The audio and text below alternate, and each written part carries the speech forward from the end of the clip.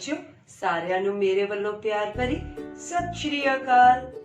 ਸਾਰੇ ਬੱਚਿਆਂ ਨੇ ਬੜੇ ਧਿਆਨ ਨਾਲ ਮੈਨੂੰ ਸੁਣਨਾ ਹੈ ਅਤੇ ਨਾਲ ਉੱਚੀ ਉੱਚੀ ਬੋਲਣ ਦੀ ਕੋਸ਼ਿਸ਼ ਵੀ ਕਰਨੀ ਹੈ। ਤੱਤਾ, ਥੱਥਾ, ਦੱਦਾ, ਧੱਦਾ, ਨੰਨਾ। ਤੱਤਾ ਤੀਰ ਚਲਾਓ, ਥੱਥਾ ਥਾਲੀ ਵਿੱਚ ਖਾਓ, ਦੱਦਾ ਦੰਦ ਸਾਫ਼ ਰੱਖੋ, ਧੁੱਦੋ ਧੂਆਂ ਨਾ ਉਡਾਓ, ਨੰਨਾ नाशपाती खाओ। चलो ਹੁਣ ਫਿਰ ਸਾਰੇ ਬੱਚੇ ਤਾੜੀ ਵਜਾਓ। ਸ਼ਾਬਾਸ਼, ਬਹੁਤ ਸੋਹਣੇ ਢੰਗ ਨਾਲ ਬੋਲੇ ਹੋ ਤੁਸੀਂ, ਬਹੁਤ ਮਜ਼ਾ ਆਇਆ। ਚਲੋ ਬੱਚੋ, ਆਪਾਂ ਕਿੱਤੇ ਕੰਮ ਦੀ ਇੱਕ ਵਾਰ ਦੁਹਰਾਈ ਕਰਦੇ ਹਾਂ। ਪੱਪਾ, ਫੱਫਾ, ਬੱਬਾ, ਪੱਬਾ, ਮੰਮਾ। ਸਾਰਿਆਂ ਨੂੰ ਸਮਝ ਆ ਗਏ? ਓਏ ਹੋਏ ਓਏ ਹੋਏ, ਸ਼ਾਬਾਸ਼, ਸਾਰੇ ਬੱਚੇ ਕਹਿ ਰਹੇ ਹੈ ਕਿ ਸਾਨੂੰ ਸਮਝ ਆ ਗਿਆ। ਚਲੋ ਬੱਚਿਓ, ਫਿਰ ਮੈਂ ਤੁਹਾਡੇ ਤੋਂ ਕੁਝ ਪ੍ਰਸ਼ਨ ਪੁੱਛਦੀ ਹਾਂ ਤਾਂ ਕਿ ਮੈਨੂੰ ਪਤਾ ਲੱਗ ਸਕੇ ਤੁਹਾਨੂੰ ਕਿੰਨੀ ਕੁ ਚੰਗੀ ਤਰ੍ਹਾਂ ਸਮਝ ਆਇਆ ਹੈ। ਚਲੋ ਫਿਰ ਤਿਆਰ ਹੋ? ਆਓ ਆਪਾਂ ਕਰੀਏ। ਹਾਂਜੀ ਦਲਜੀਤ, ਮੈਨੂੰ ਤੁਸੀਂ ਇਹ ਦੱਸੋ, ਇਹ ਤਸਵੀਰ ਕਿਸ ਦੀ ਹੈ? ਸ਼ਾਬਾਸ਼, ਬਸਤਾ, ਬੱਬਾ ਬਸਤਾ। ਪੁੱਤਰ ਜੀ, ਤੁਸੀਂ ਮੈਨੂੰ ਹੁਣ ਇਹ ਦੱਸੋ, ਇਸ ਤਸਵੀਰ ਨੂੰ ਤੁਸੀਂ ਇਹਨਾਂ ਤਿੰਨਾਂ ਅੱਖਰਾਂ ਵਿੱਚੋਂ ਕਿਸ ਅੱਖਰ ਨਾਲ ਮਿਲਾਓਗੇ? ਹਾਂਜੀ ਸ਼ਾਬਾਸ਼, ਸੋਚੋ। ਬਿਲਕੁਲ ਠੀਕ ਮਿਲਾਇਆ ਹੈ ਦਲਜੀਤ ਤੁਸੀਂ। ਅਸੀਂ ਬਸਤਾ ਤਸਵੀਰ ਨੂੰ ਬੱਬਾ ਅੱਖਰ ਨਾਲ ਮਿਲਾਵਾਂਗੇ। ਬੱਬਾ ਬਸਤਾ, ਬੱਬਾ ਬਸਤਾ। ਹਾਂਜੀ ਵਿਸ਼ਾਲ ਪੁੱਤਰ, ਹੁਣ ਤੁਸੀਂ ਦੱਸੋ, ਇਹ ਤਸਵੀਰ ਕਿਸ ਦੀ ਹੈ? ਬਿਲਕੁਲ ਠੀਕ, ਭਾਲੂ, ਬੱਬਾ ਭਾਲੂ। ਹਾਂਜੀ ਬੇਟਾ ਜੀ, ਤੁਸੀਂ ਮੈਨੂੰ ਇਹ ਵੀ ਦੱਸੋ ਕਿ ਹੁਣ ਤੁਸੀਂ ਇਸ ਤਸਵੀਰ ਨੂੰ ਕਿਹੜੇ ਅੱਖਰ ਨਾਲ ਮਿਲਾਓਗੇ? ਸ਼ਾਬਾਸ਼, ਸੋਚੋ। ਬਿਲਕੁਲ ਠੀਕ ਮਿਲਾਇਆ ਹੈ ਵਿਸ਼ਾਲ ਤੁਸੀਂ, ਸ਼ਾਬਾਸ਼। ਅਸੀਂ ਭਾਲੂ ਨੂੰ ਪੱਬਾ ਅੱਖਰ ਨਾਲ ਮਿਲਾਵਾਂਗੇ। ਪੱਬਾ ਭਾਲੂ, ਪੱਬਾ ਭਾਲੂ।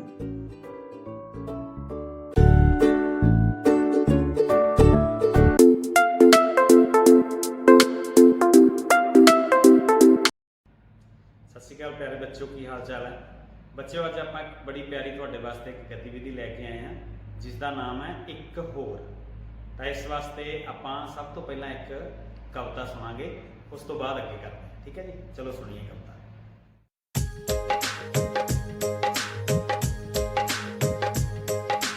ਇੱਕ ਹਰਾ ਤੋਤਾ ਨੱਚ ਰਿਹਾ ਸੀ ਓ, ਇੱਕ ਹਰਾ ਤੋਤਾ ਨੱਚ ਰਿਹਾ ਸੀ ਓ, ਇੱਕ ਹੋਰ ਆ ਗਿਆ ਹੋ ਗਏ ਦੋ, ਇੱਕ ਹੋਰ ਆ ਗਿਆ ਹੋ ਗਏ ਦੋ,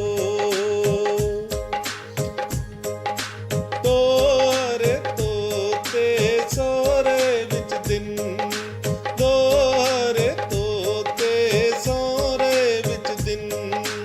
ਇੱਕ ਹੋਰ ਆ ਗਿਆ ਹੋ ਗਏ ਤਿੰਨ, ਇੱਕ ਹੋਰ ਆ ਗਿਆ ਹੋ ਗਏ ਤਿੰਨ,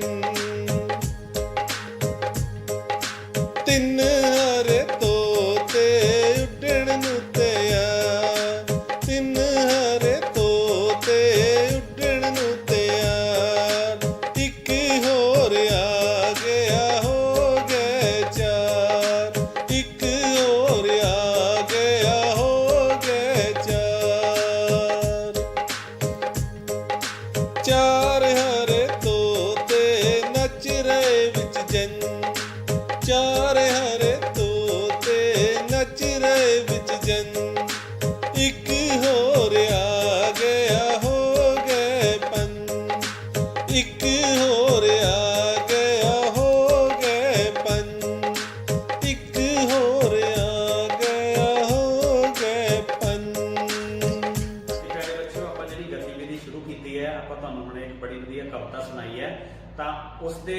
ਹੀ ਅੱਗੇ ਆਪਾਂ ਇਸ ਕੰਮ ਨੂੰ ਬੋਰਡ ਉੱਤੇ ਜਾਂ ਕਾਪੀ ਉੱਤੇ ਕਿਸ ਤਰ੍ਹਾਂ ਕਰਨਾ ਹੈ ਆਪਾਂ ਅੱਗੇ ਕਰਦੇ ਹਾਂ। ਆਪਾਂ ਹੁਣ ਇੱਕ ਕਵਿਤਾ ਸੁਣੀ ਜਿਹਦੇ ਵਿੱਚ ਸੀਗਾ ਇੱਕ ਹਰਾ ਤੋਤਾ, ਠੀਕ ਹੈ ਜੀ। ਇੱਕ, ਉਸ ਤੋਂ ਬਾਅਦ ਸੀ ਇੱਕ ਹੋਰ ਆ ਗਿਆ, ਇੱਕ ਪਹਿਲਾਂ ਇੱਕ ਹੋਰ ਆ ਗਿਆ, ਤਾਂ ਸਾਡੇ ਕੋਲ ਕਿੰਨੇ ਹੋ ਗਏ? ਇੱਕ ਤੇ ਇੱਕ ਦੋ। ਦੇਖੋ ਬੱਚੋ, ਇੱਕ ਹਰਾ ਤੋਤਾ, ਇੱਕ ਹੋਰ ਆ ਗਿਆ। ਬੇਟਾ ਜਦੋਂ ਇੱਕ ਹੋਰ ਆ ਜਾਂਦਾ ਨਾ ਤਾਂ ਅਸੀਂ ਉਹਨੂੰ ਕੀ ਕਰਦੇ ਆ? ਜੋੜਦੇ ਆ, ਠੀਕ ਹੈ। ਇੱਕ ਹੋਰ ਦਾ ਮਤਲਬ ਇੱਕ ਦੇ ਨਾਲ ਇੱਕ ਹੋਰ ਆ ਗਿਆ ਤਾਂ ਕੀ ਹੋ ਗਿਆ? ਉਹਨਾਂ ਦਾ ਜੋੜਾ, ਨਿਸ਼ਾਨ ਹੈ ਜੋੜ ਦਾ। ਤਾਂ ਇੱਕ ਤੇ ਇੱਕ ਕਿੰਨੇ ਹੋ ਗਏ? ਦੋ, ਠੀਕ ਹੈ ਜੀ। ਤਾਂ ਉਸ ਤੋਂ ਅੱਗੇ ਜਿਹੜੀ ਅਗਲੀ ਲਾਈਨ ਸੀ, ਦੋ ਹਰੇ ਤੋਤੇ ਇੱਕ ਹੋਰ ਆ ਗਿਆ। ਜਦੋਂ ਇੱਕ ਹੋਰ ਆ ਗਿਆ, ਜਿਵੇਂ ਇਹਦੇ ਚ ਆਪਾਂ ਨੂੰ ਦੇਖਿਆ, ਆਪਾਂ ਇਹਦੇ ਵਿੱਚ ਜਦੋਂ ਇੱਕ ਹੋਰ ਸਾਡੇ ਕੋਲ ਆ ਗਿਆ, ਦੋ ਤੇ ਇੱਕ ਹੋਰ ਆ ਗਿਆ ਤਾਂ ਕਿੰਨੇ ਬਣ ਗਏ? ਤਿੰਨ। ਹਾਂਜੀ, ਦੋ ਹਰੇ ਤੋਤੇ ਇੱਕ ਹੋਰ ਆ ਗਿਆ। ਜਦੋਂ ਹੋਰ ਇੱਕ ਆਉਂਦਾ ਤਾਂ ਅਸੀਂ ਕੀ ਕਰਦੇ ਆ? ਜੋੜ, ਕਿਉਂਕਿ ਇੱਕ ਵੱਧ ਗਿਆ। ਹੋਰ ਦਾ ਮਤਲਬ ਜੋੜ ਕਰਨਾ। ਦੋ ਦੇ ਵਿੱਚ ਇੱਕ ਅਸੀਂ ਹੋਰ ਜੋੜਤਾ ਤਾਂ ਕਿੰਨੇ ਹੋ ਗਏ ਸਾਡੇ ਕੋਲ? ਤਿੰਨ। ਉਸ ਤੋਂ ਅੱਗੇ ਆ ਸਾਡੇ ਕੋਲੇ ਤਿੰਨ ਹਰੇ ਤੋਤੇ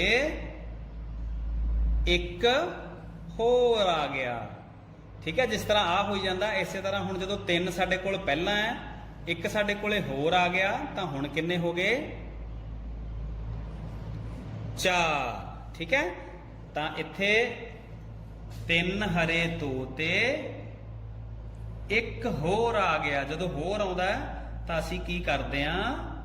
ਜੋੜ। ਇਹ ਨਿਸ਼ਾਨ ਯਾਦ ਰੱਖਣਾ, ਇਹ ਜੋੜ ਦਾ ਨਿਸ਼ਾਨ ਲੱਗ ਰਿਹਾ ਵਿੱਚ। ਤਿੰਨ ਦੇ ਵਿੱਚ ਇੱਕ ਹੋਰ ਜੋੜਦਾ ਤਾਂ ਕਿੰਨੇ ਬਣ ਗਏ? ਚਾਰ, ਠੀਕ ਹੈ। ਤਾਂ ਹੁਣ ਸਾਡੇ ਕੋਲੇ ਪਹਿਲਾਂ ਕਿੰਨੇ ਤੋਤੇ ਨੇ? ਚਾਰ ਹਰੇ ਤੋਤੇ ਇੱਕ ਹੋਰ ਆ ਗਿਆ। ਤਾਂ ਜਦੋਂ ਚਾਰਾਂ ਦੇ ਵਿੱਚ ਇੱਕ ਹੋਰ ਸਾਡੇ ਕੋਲ ਆ ਗਿਆ ਤਾਂ ਕਿੰਨੇ ਬਣ ਗਏ? ਪੰਜ, ਠੀਕ ਹੈ। ਇੱਥੇ ਸਾਡੇ ਕੋਲ ਚਾਰ ਹਰੇ ਤੋਤੇ ਇੱਕ ਹੋਰ ਆ ਗਿਆ, ਤਾਂ ਅਸੀਂ ਜਿਵੇਂ ਪਹਿਲਾਂ ਕੀਤਾ ਤਾਂ ਦੁਬਾਰਾ ਕਿਹੜਾ ਨਿਸ਼ਾਨ ਇੱਥੇ ਲਗਾਉਣਾ ਹੈ? ਜੋੜ ਦਾ, ਠੀਕ ਹੈ। ਚਾਰ ਦੇ ਵਿੱਚ ਇੱਕ ਹੋਰ ਜੁੜ ਗਿਆ ਤਾਂ ਇਹ ਬਣ ਗਏ ਪੰਜ। ਤਾਂ ਦੇਖਿਆ ਬੱਚਿਓ, ਇਸ ਕਵਿਤਾ ਦੇ ਰਹੀ ਅਸੀਂ ਇਸ ਗਤੀਵਿਧੀ ਦੇ ਨਾਲ ਕਰਦੇ ਕਰਦੇ ਕੀ ਸਿੱਖਿਆ ਅੱਜ? ਜੋੜ। ਇੱਕ ਹੋਰ ਦਾ ਮਤਲਬ ਜੋੜ ਦੇਣਾ। ਤਾਂ ਅਸੀਂ ਜੋੜ ਸਿੱਖਿਆ। ਤੁਸੀਂ ਇਸ ਤਰੀਕੇ ਨਾਲ ਕਵਿਤਾ ਨੂੰ ਸੁਣਦੇ ਹੋਏ ਆਪਣੀ ਕਾਪੀ ਉੱਤੇ ਇਸ ਨੂੰ ਜ਼ਰੂਰ ਕਰਕੇ ਦੇਖਣਾ। ਧੰਨਵਾਦ।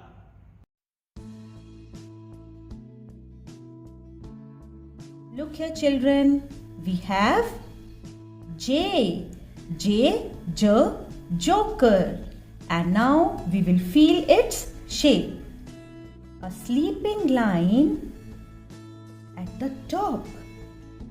Then from the middle, draw a standing line with a curve at bottom. Look, it's joker. So children, to write J, we will draw a sleeping line at the top and then a standing line downwards, making a curve at the bottom.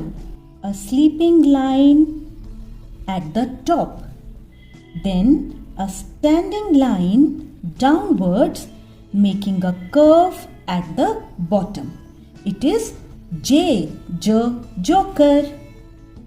A sleeping line, a standing line downwards with a curve at the bottom.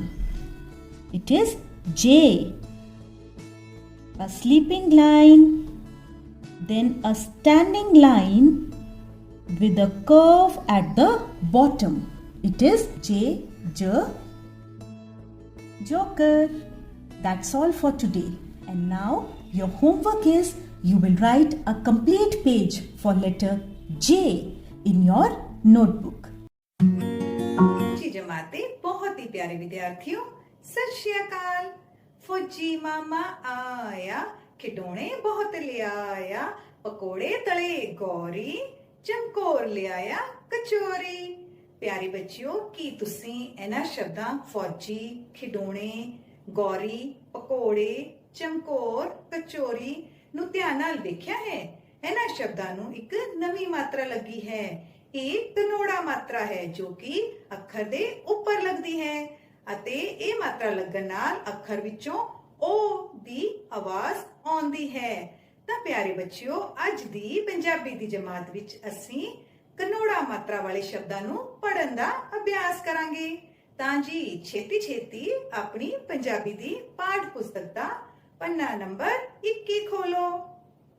ਦੌੜ ਦੌੜ, ਫੌਜ ਫੌਜ, ਚੌਲ ਚੌਲ, ਪੌਦਾ ਪੌਦਾ, ਔਖਾ ਔਖਾ, ਚੌੜਾ ਚੌੜਾ, ਕੋਲੀ ਕੋਲੀ, ਫੌਜੀ ਫੌਜੀ, ਟੌਫੀ ਟੌਫੀ, ਕੌਫੀ ਕੌਫੀ, ਪੌੜੀ ਪੌੜੀ, ਚੌੜੀ ਚੌੜੀ,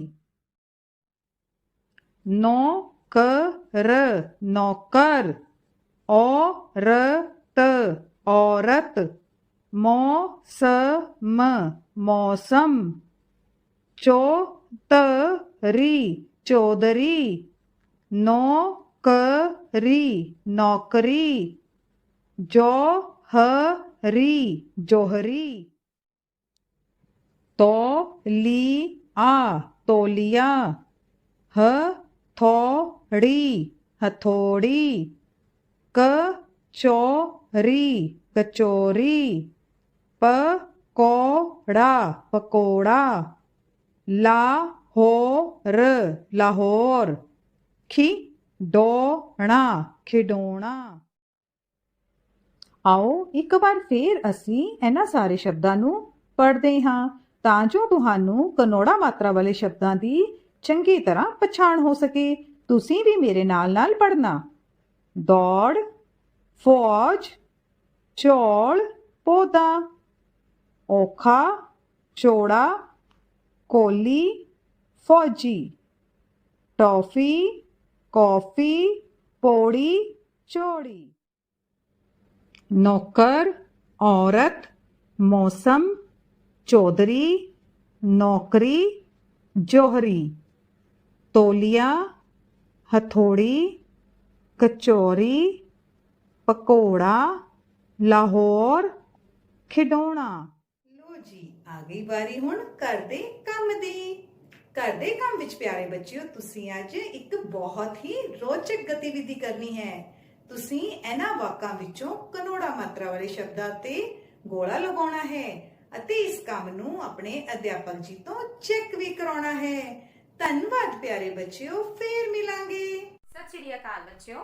ਅੱਜ ਆਪਾਂ ਜਮਾਤ ਦੂਜੀ ਵਿਸ਼ਾ ਗਣਿਤ ਵਿੱਚੋਂ ਵੱਖ-ਵੱਖ ਵਸਤੂਆਂ ਦੇ ਮੁੱਲ ਰਾਹੀਂ ਤੁਲਨਾ ਕਰਾਂਗੇ।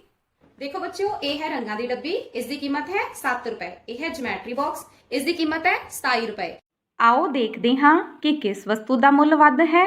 ਵੱਧ ਮੁੱਲ ਦੇਖਣ ਲਈ ਅਸੀਂ ਸਭ ਤੋਂ ਪਹਿਲਾਂ 10 ਰੁਪਏ ਦੇ ਨੋਟ ਗਿਣਾਂਗੇ। ਜਿਸ ਵਸਤੂ ਦੇ ਮੁੱਲ ਵਿੱਚ 10 ਰੁਪਏ ਦੇ ਨੋਟ ਵੱਧ ਹੋਣਗੇ ਉਹ ਵਸਤੂ ਵੱਧ ਮੁੱਲ ਦੀ ਹੋਵੇਗੀ। ਜਿਸ ਵਸਤੂ ਦੇ ਮੁੱਲ ਵਿੱਚ 10 ਰੁਪਏ ਦੇ ਨੋਟ ਘੱਟ ਹੋਣਗੇ ਉਹ ਵਸਤੂ ਘੱਟ ਮੁੱਲ ਦੀ ਹੋਵੇਗੀ। ਇਸ ਨੂੰ ਖਰੀਦਣ ਦੇ ਲਈ 10 20 ਦਸਾਂ ਦੇ 2 ਨੋਟ ਖਰਚ ਹੋਏ ਤਾਂ 2 ਦਹਾਈਆਂ।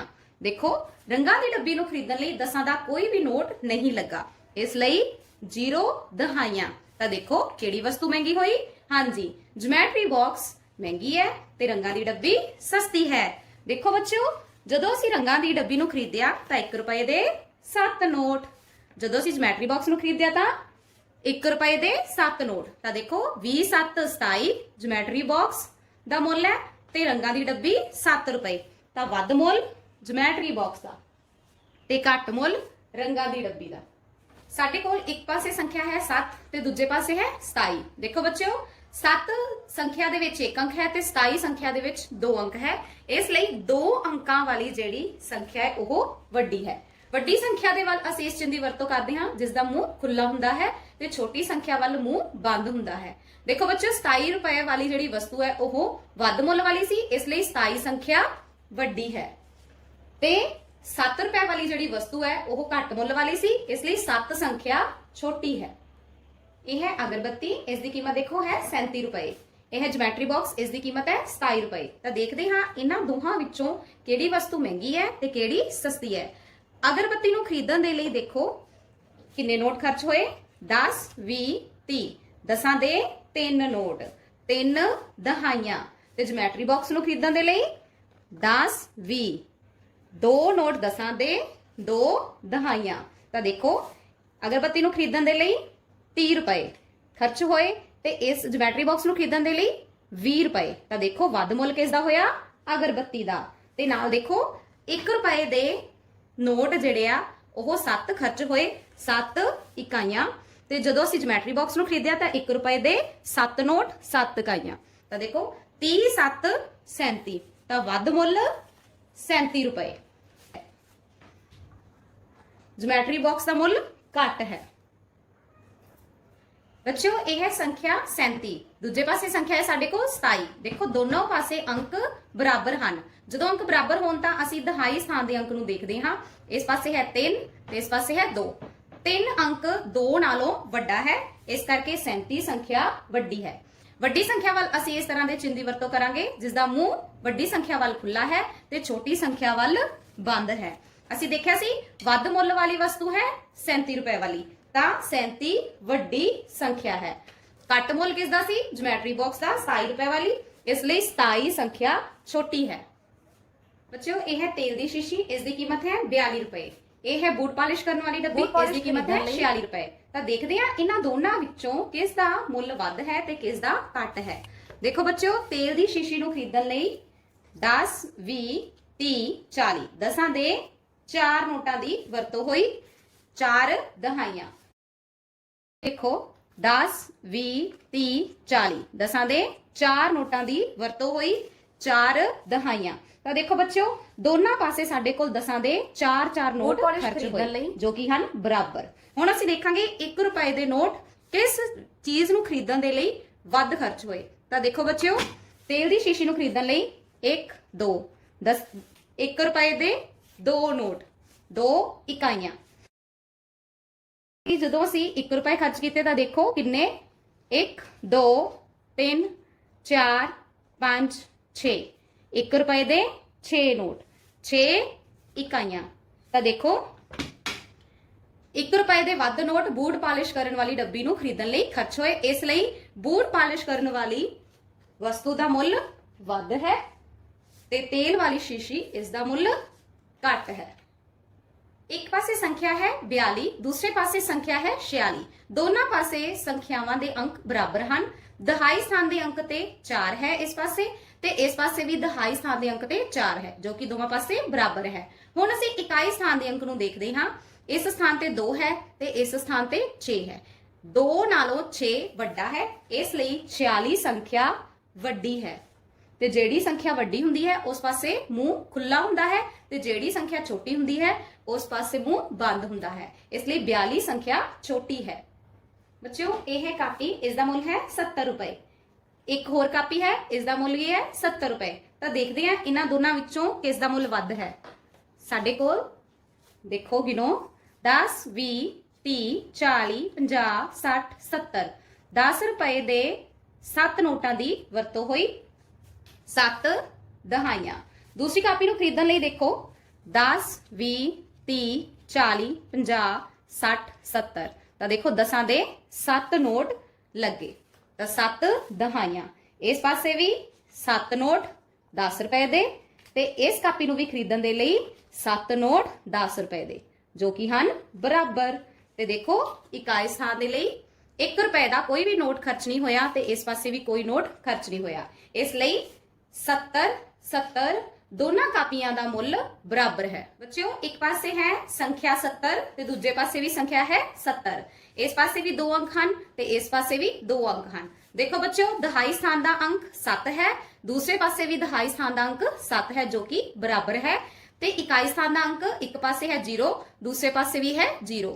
इकाई स्थान का अंक भी बराबर है। बच्चों मैं संख्या बराबर है सिखाया ਤੁਸੀਂ ਇਸ ਤਰੀਕੇ ਨਾਲ ਬਾਕੀ ਸਵਾਲ ਕਰਨੇ ਆ। ਜਿਹੜੇ ਸਵਾਲ ਆਪਾਂ ਹੱਲ ਕਰਨੇ ਸਿੱਖ ਲਏ ਹਨ, ਤੁਸੀਂ ਉਹਨਾਂ ਨੂੰ ਕਾਪੀਆਂ ਤੇ ਇਸ ਤਰ੍ਹਾਂ ਲਿਖਣਾ ਹੈ। ਸਭ ਤੋਂ ਪਹਿਲਾਂ ਲਿਖਣਾ ਹੈ, ਆਓ ਕਰੀਏ।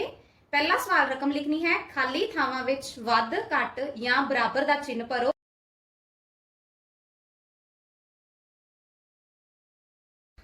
ਬੱਚਿਓ ਪੰਨਾ ਨੰਬਰ 29 ਤੋਂ ਪਹਿਲਾ ਸਵਾਲ, ਖਾਲੀ ਥਾਵਾਂ ਵਿੱਚ ਵੱਧ ਘੱਟ ਜਾਂ ਬਰਾਬਰ ਦਾ ਚਿੰਨ੍ਹ ਭਰੋ। ਇਹਦੇ ਵਿੱਚੋਂ ਅਸੀਂ ਇਹਨਾਂ ਸਵਾਲਾਂ ਨੂੰ ਹੱਲ ਕਰਨਾ ਸਿੱਖ ਲਿਆ ਹੈ। ਤੁਸੀਂ ਹੁਣ ਇਹਨਾਂ ਸਾਰੇ ਸਵਾਲਾਂ ਦਾ ਅਭਿਆਸ ਘਰ ਦੇ ਵਿੱਚ ਕਰਨਾ ਹੈ। ਧੰਨਵਾਦ। Welcome, dear children.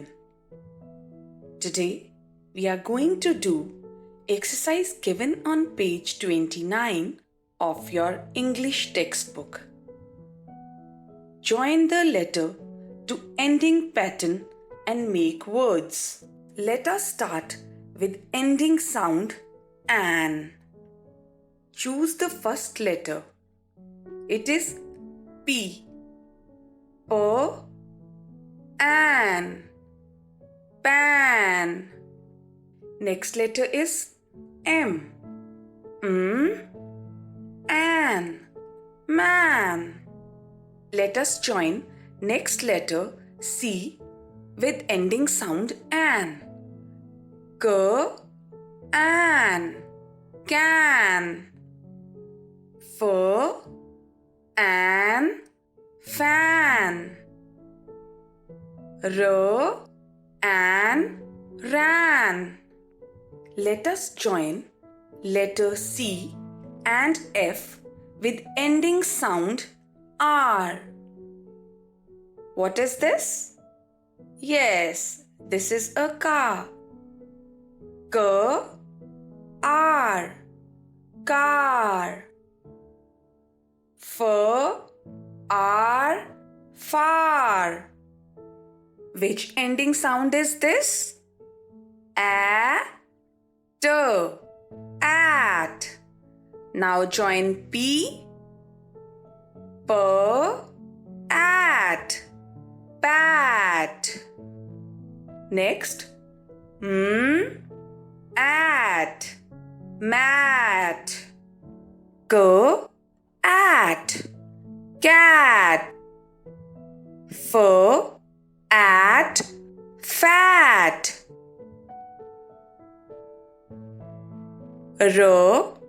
At.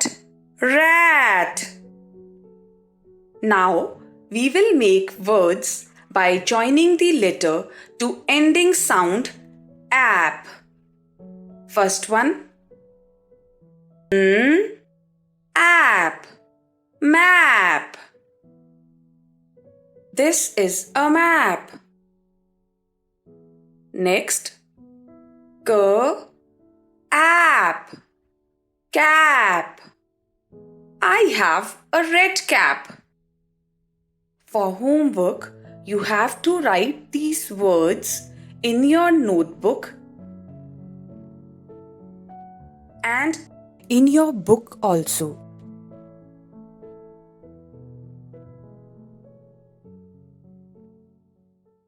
ਮੇਰੇ ਪਿਆਰੇ ਬੱਚਿਓ, ਸਤਿ ਸ਼੍ਰੀ ਅਕਾਲ। ਮੈਂ ਉਮੀਦ ਕਰਦੀ ਹਾਂ ਕਿ ਤੁਸੀਂ ਸਾਰੇ ਘਰ ਵਿੱਚ ਠੀਕ ਹੋਵੋਗੇ। ਪਿਆਰੇ ਬੱਚਿਓ, ਅੱਜ ਅਸੀਂ ਤੀਜੀ ਜਮਾਤ ਦੀ ਪੰਜਾਬੀ ਦਾ 5ਵਾਂ ਪਾਠ ਵੱਡਾ ਕੌਣ, ਜਿਹੜਾ ਤੁਸੀਂ ਪਹਿਲਾਂ ਹੀ ਪੜ੍ਹ ਚੁੱਕੇ ਹੋ, ਦੇ ਪ੍ਰਸ਼ਨ ਉੱਤਰ ਕਰਾਂਗੇ। ਪਹਿਲਾ ਪ੍ਰਸ਼ਨ ਹੈ, ਹੱਥ ਦੀਆਂ ਉਂਗਲਾਂ ਵਿੱਚ ਬਹਿਸ ਕਿਉਂ ਹੋਈ? ਜਿਵੇਂ ਕਿ ਅਸੀਂ ਪਾਠ ਵਿੱਚ ਪਹਿਲਾਂ ਪੜ੍ਹ ਹੀ ਚੁੱਕੇ ਹਾਂ, ਇਸ ਦਾ ਜਵਾਬ ਆਏਗਾ ਕਿਉਂਕਿ ਹਰ ਇੱਕ ਉਂਗਲੀ ਕਹਿ ਰਹੀ ਸੀ ਕਿ ਉਹ ਸਭ ਤੋਂ ਵੱਡੀ ਹੈ। ਆ ਫੋਟੋ ਵਿੱਚ ਦੇਖੋ, ਤੁਹਾਨੂੰ ਉਂਗਲੀਆਂ ਦਿਖ ਰਹੀਆਂ ਨੇ। ਇਹ ਸਾਰੀਆਂ ਉਂਗਲੀਆਂ ਕੀ ਕਹਿ ਰਹੀਆਂ ਸੀ? ਕਿ ਉਹੀ ਸਭ ਤੋਂ ਵੱਡੀਆਂ ਨੇ। ਤਾਂ ਇਸ ਲਈ ਇਸ ਦਾ ਜਵਾਬ ਆਏਗਾ ਕਿਉਂਕਿ ਹਰ ਇੱਕ ਉਂਗਲੀ ਕਹਿ ਰਹੀ ਸੀ ਕਿ ਉਹ ਸਭ ਤੋਂ ਵੱਡੀ ਹੈ। ਦੂਜਾ ਪ੍ਰਸ਼ਨ ਹੈ, ਅੰਗੂਠੇ ਨੇ ਸਰਪੰਚ ਨੂੰ ਕੀ ਕਿਹਾ? ਅੰਗੂਠੇ ਨੇ ਕਿਹਾ ਕਿ ਉਹ ਸਭ ਤੋਂ ਵੱਧ ਪੜ੍ਹਿਆ ਲਿਖਿਆ ਹੈ।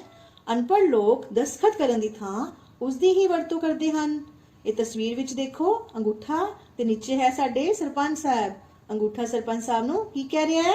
ਅੰਗੂਠੇ ਨੇ ਕਿਹਾ ਕਿ ਉਹ ਸਭ ਤੋਂ ਵੱਧ ਪੜ੍ਹਿਆ ਲਿਖਿਆ ਹੈ।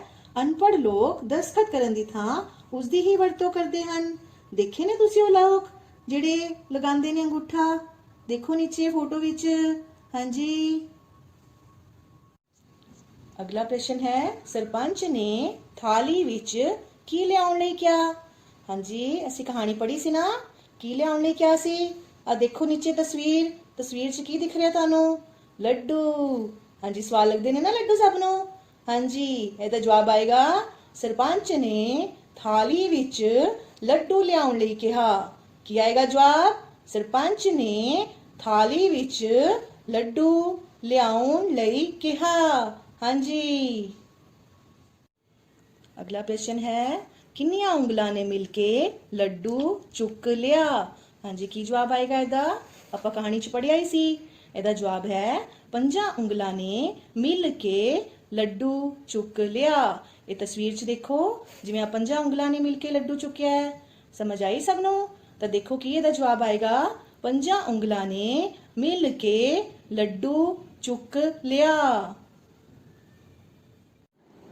ਅਖੀਲਾ ਪ੍ਰਸ਼ਨ ਹੈ, ਸਰਪੰਚ ਨੇ ਏਕਤਾ ਬਾਰੇ ਕੀ ਕਿਹਾ?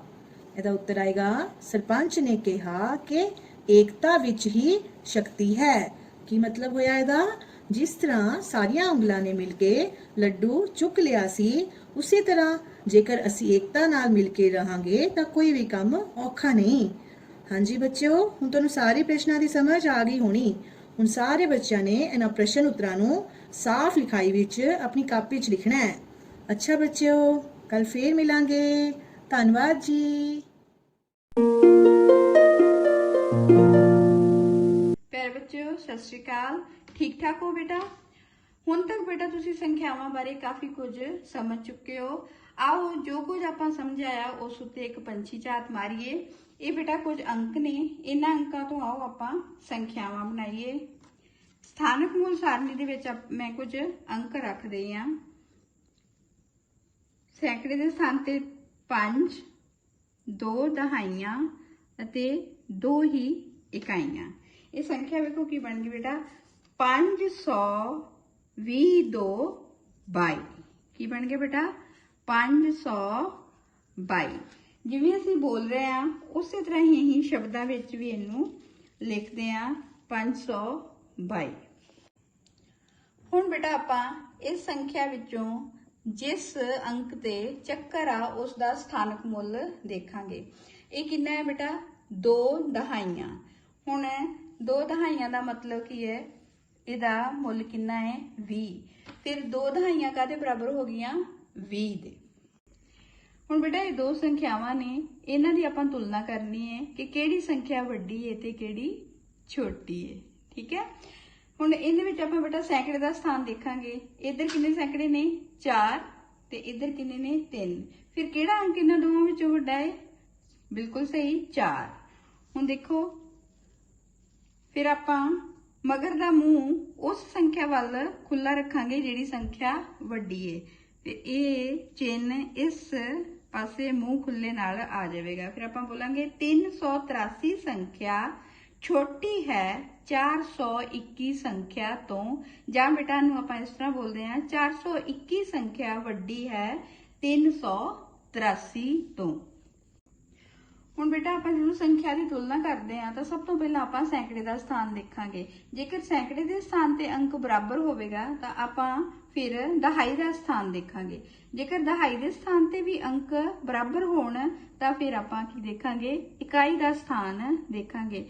ਲੇਕਿਨ ਜੇਕਰ ਇਕਾਈ ਦਾ ਸਥਾਨ ਵੀ ਬਰਾਬਰ ਹੋਵੇਗਾ ਤਾਂ ਫਿਰ ਸੰਖਿਆ ਕੀ ਹੋਵੇਗੀ? ਬਰਾਬਰ ਹੋਵੇਗੀ।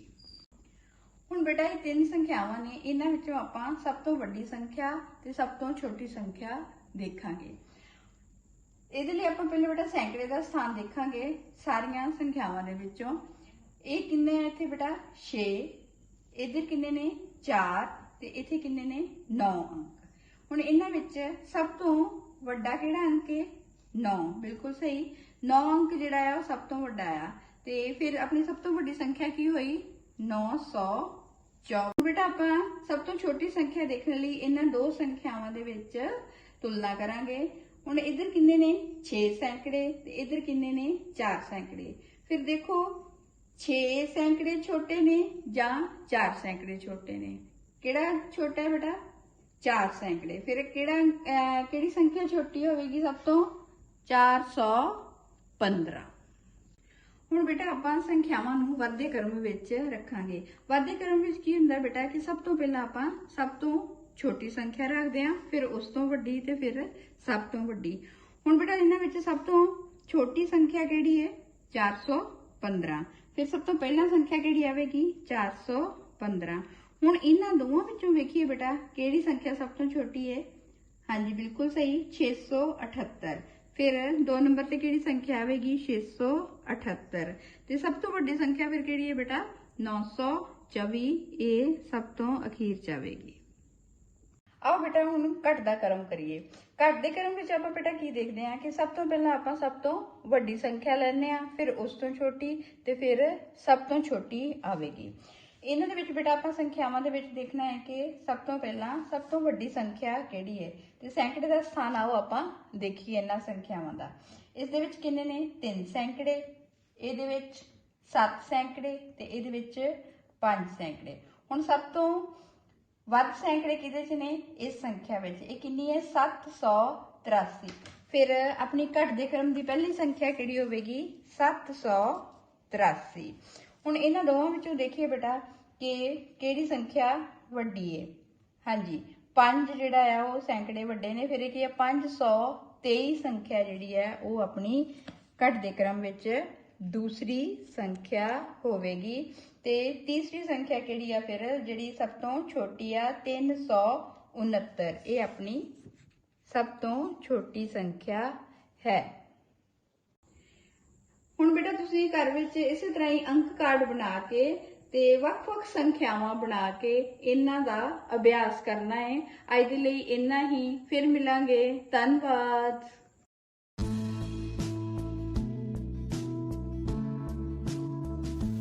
Hello kids.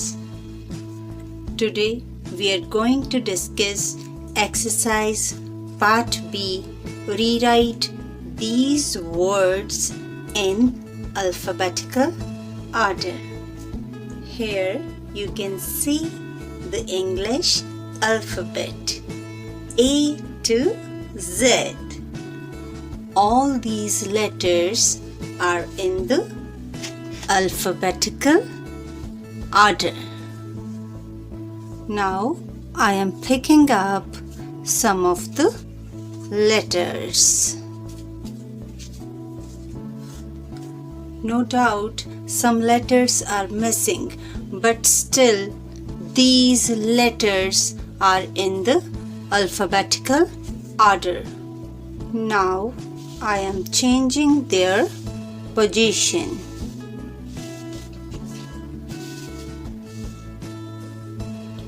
Now these are not in alphabetical order.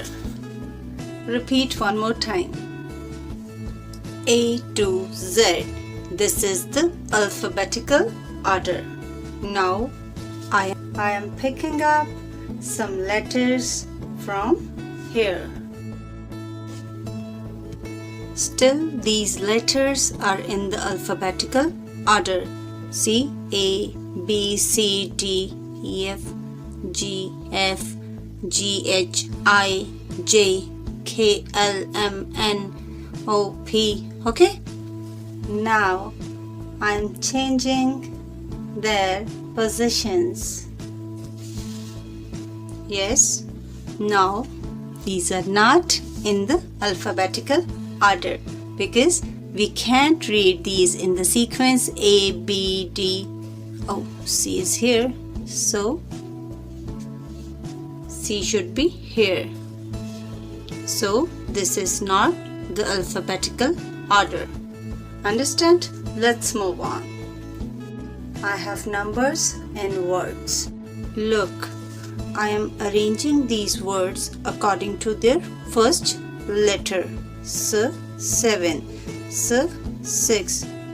F, 5. T, where is T? Yes, here. 3. Where is O? Here. 1. Alphabetically, they both have the same position. So now we will consider the second letter. Look at the second letter. Yes, E, I. Tell me which letter comes first, E or I? Yes, check it. A, B, C, D, E. E comes first.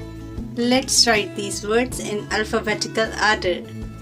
First of all, we will write 5. Then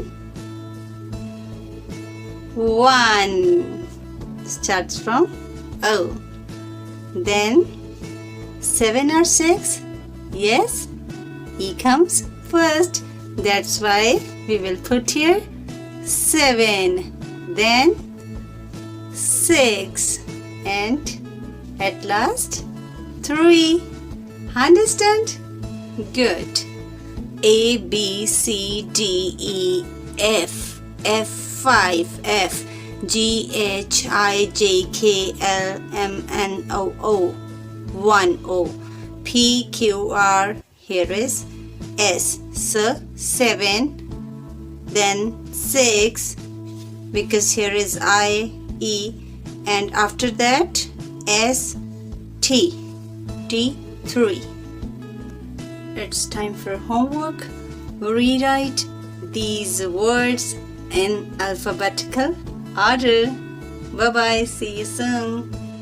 ਪਿਆਰੇ ਵਿਦਿਆਰਥੀਓ, ਜਮਾਤ ਚੌਥੀ ਵਿਸ਼ਾ ਪੰਜਾਬੀ ਤਹਿਤ ਪਾਠ number 5 Veeru ਤੇ ਮੰਗੂ ਜੋ ਕਿ ਆਪਾਂ ਪੜ੍ਹ ਚੁੱਕੇ ਹਾਂ।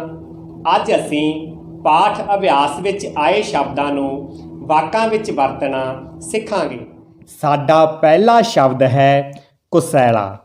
ਕੁਸੈਲਾ ਦਾ ਅਰਥ ਹੁੰਦਾ ਹੈ ਕੌੜਾ।